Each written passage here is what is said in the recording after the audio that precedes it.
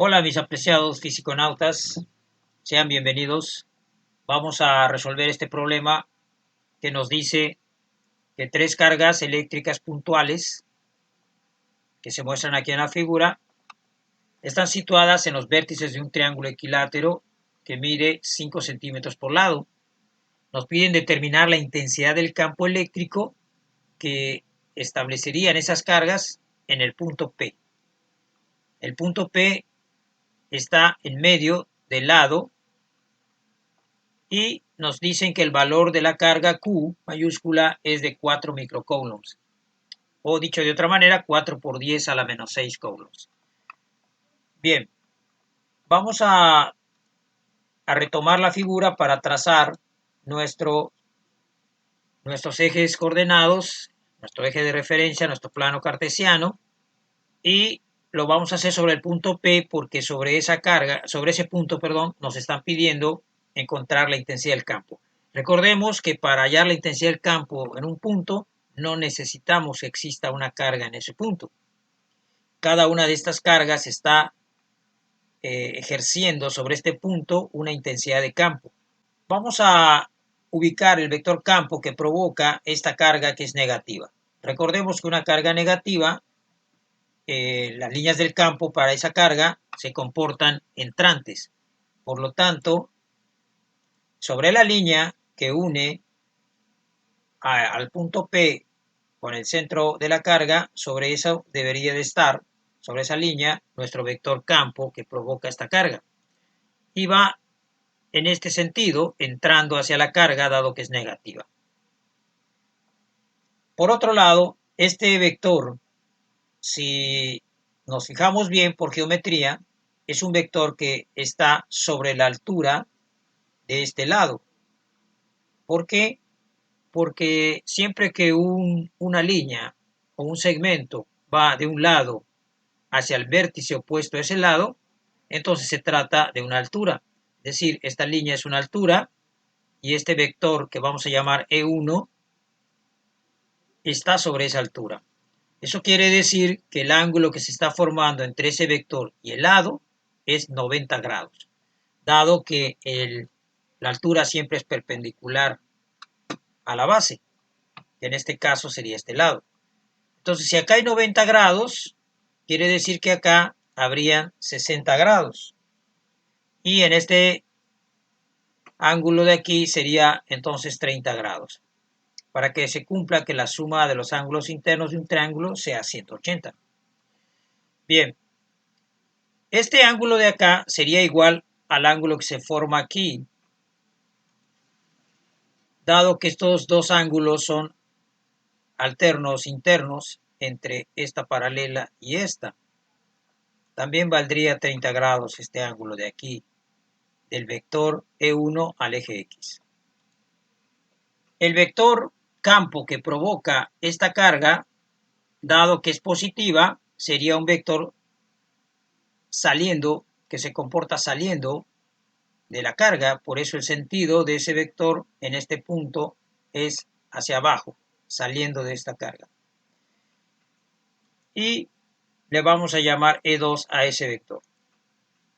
El ángulo que se forma aquí es el mismo que acá, dado que estos ángulos vuelven a ser también ángulos alternos internos. Y también vale 60 grados, por lo tanto. Este ángulo de 60 es el mismo que se formaría acá porque ser opuestos por el vértice. Y este vector que estoy dibujando ahora aquí sería el campo que provoca esta carga positiva. El vector campo que provoca esta carga en este punto se comporta saliendo de la carga, por eso tiene ese sentido. Vamos a llamarle E3 a ese vector. Y el ángulo que habría acá, como dijimos, sería opuesto por el vértice, sería igual a 60 grados. Entonces ya tenemos nuestros tres vectores, cada uno con sus ángulos respecto al eje X. Lo que prosigue ahora es sumar estos tres vectores para obtener el campo resultante en este punto. Si observamos bien, el vector E3 y el vector E2 son vectores que están sobre una misma línea de acción, están colineales. Eso quiere decir que esos dos vectores se van a poder sumar directamente. Pero antes de eso vamos a calcular las magnitudes o las intensidades de campo que provocó cada carga. Los valores de E1, E2 y E3. Tomamos nuestra fórmula para medir la intensidad del campo, calculando primero E1. Para hallar E1 necesitamos la distancia que hay de la carga al punto P. Y eso lo vamos a poder buscar si aplicamos la función seno a este ángulo, dado que esa distancia le he llamado acá z, entonces el seno de 60 es cateto opuesto, que sería z, entre la hipotenusa. La hipotenusa sería este lado, porque aquí hay un ángulo recto, recordemos, y siempre la hipotenusa en un triángulo rectángulo se opone al ángulo recto.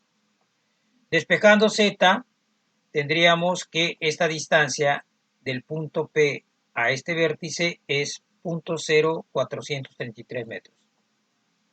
Bien, ahora podemos calcular E1. Nos vamos a la fórmula, reemplazamos la constante de Coulomb y reemplazamos el valor de la carga. Recordemos que acá no se ponen los signos de las cargas negativos, siempre se toma el valor absoluto, así que va a ser positivo siempre, entre la distancia que hay del punto a la carga. Como esta carga es la que está provocando ese campo, la distancia entre ese punto y la carga es la que encontramos aquí. Y el resultado es 1.92 por 10 a la 7. Esa es la magnitud del campo.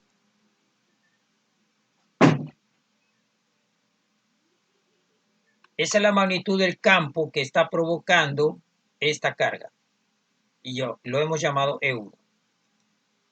Bien, ahora vamos a hallar E2. Este vector es la intensidad del campo que provoca esta carga en este punto. Tomamos el valor de la carga, la constante y la distancia que hay de la carga a este punto. Cada lado mide 5 centímetros, es decir, 0.05 metros. Pero la distancia sería la mitad del lado, entonces sería 0.05 entre 2, 0.025. Sería la distancia entre esta carga y este punto. Entonces la magnitud del vector E2 sería 5.76 por 10 a la 7 newton sobre Coulomb. Por último, vamos a hallar la magnitud del vector campo E3, que lo provoca esta carga, la más grande, provoca este vector E3. La magnitud de ese vector sería la constante de la ley de Coulomb y esta carga tiene un valor de 3 veces el valor de Q. Por eso es 3 por el valor de Q. Y la distancia que hay de aquí, de la carga, a este punto, vuelve a ser la mitad del lado, es decir, 0.025 al cuadrado. Y esto nos da 1.72 por 10 a la 8 newton sobre Coulomb. Pues ya tenemos acá las tres magnitudes de cada uno de estos vectores. Y ahora vamos a proceder a sumar esos tres vectores.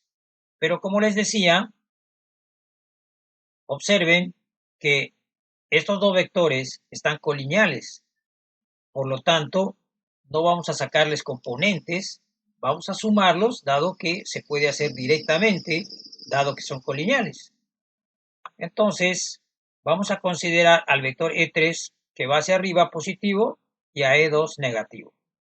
Pues vamos a sumar a estos dos y vamos a sacar un nuevo vector que va a ser el resultado de esa suma de estos dos vectores. Si nos da positiva la suma, pues entonces el vector estará por acá. Si nos da negativo, pues estará por aquí. Vamos a llamar a ese nuevo vector el vector E4. Entonces, E3 positivo, tomamos el valor de la magnitud del vector E3 y le restamos la magnitud del vector E2. Y el resultado es 1.14 por 10 a la 8 newton sobre Coulomb. Bien, ese vector E4, como dio positivo, nos va a quedar por acá. Es decir, tendríamos un nuevo diagrama donde ahora solo tendríamos un vector aquí y nuestro vector E1. Tenemos ya las dos magnitudes de esos vectores y ahora hay que sumar a esos dos vectores. Pero dense cuenta que esos dos vectores, entre los dos hay un ángulo de 90. Eso quiere decir que para sumar esos dos vectores lo podemos hacer directamente por el teorema de Pitágoras. Aplicamos la fórmula de la resultante. Cuando dos vectores son perpendiculares, se puede hallar su resultante aplicando Pitágoras.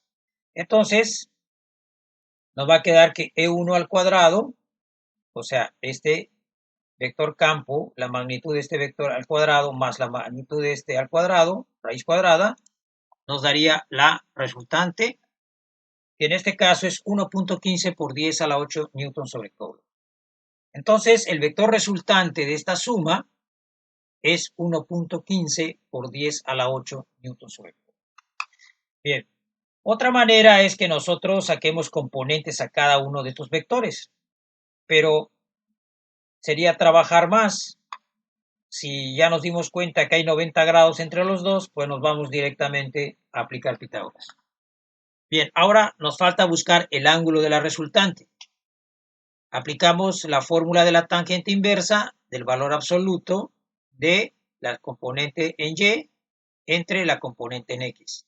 La componente en Y vendría a ser este E4 y la componente en X vendría a ser E1. Estamos tomando como si esto fuera mi eje X y este fuera mi eje Y. Y el ángulo es 80.52 grados.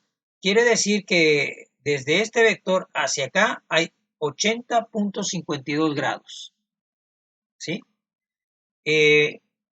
Como nosotros queremos dar el ángulo respecto al eje X, este era nuestro eje X, es decir, necesitamos el ángulo de aquí hacia allá. Entonces lo único que tenemos que hacer, si sabemos que la resultante está de aquí para allá a 80.52 grados, pues le tenemos que quitar estos 30 para saber cuánto hay del eje X negativo hacia arriba. Entonces el ángulo respecto al eje X, aquí en el segundo cuadrante, aquí en este eje, de aquí para allá, sería quitarle estos 30 grados, y entonces la resultante tendría un ángulo de 50.52 grados respecto a este eje X negativo hacia allá. Es decir, nos quedaría este diagrama. La resultante realmente estaría aquí con un ángulo de 50.52 grados respecto al eje X negativo. Y con esto ya hemos resuelto el problema, hemos encontrado la magnitud de la resultante y hemos encontrado su sentido y su dirección, que es el ángulo. Bien, espero que el problema les haya gustado. Nos vemos en un próximo video. Cuídense.